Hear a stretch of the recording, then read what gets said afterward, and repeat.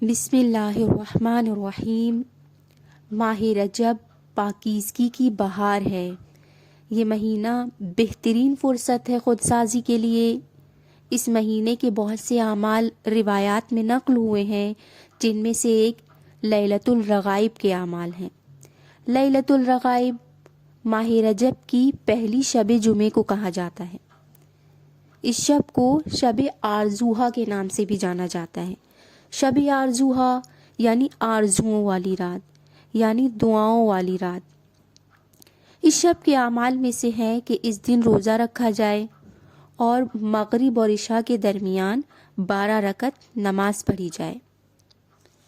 پیغمبر اکرم صلی اللہ علیہ وآلہ وسلم اس نماز کی فضیلت کے بارے میں فرماتے ہیں کہ جو شخص اس نماز کو پڑھے گا، خداوند عالم قبر کی پہلی رات اس کی قبر میں اس نماز کی ثواب کو زیبا ترین صورت، گشادہ روئی، درخشان اور فصیح زبان کے ساتھ بھیجے گا۔ وہ نماز میت سے مخاطب ہو کر کہے گی کہ اے میرے دوست، میں تمہیں قبر کی سختی سے نجات کی بشارت دیتی ہوں۔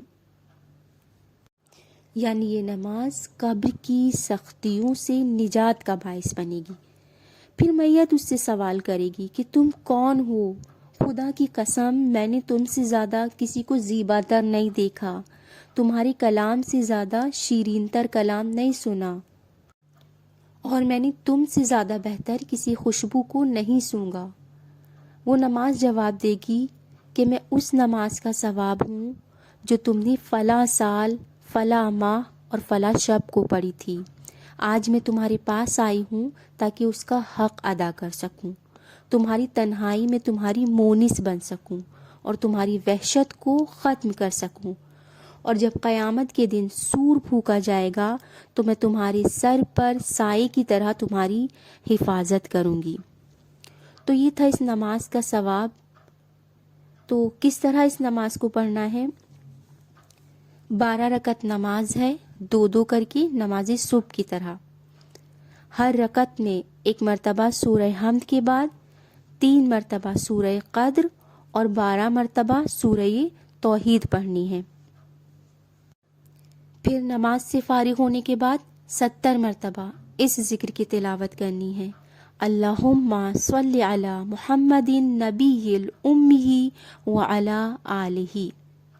پھر سجدے میں جا کر 70 مرتبہ اس ذکر کو پڑھنا ہے: سبوح قدوس رب الملائکۃ والروح۔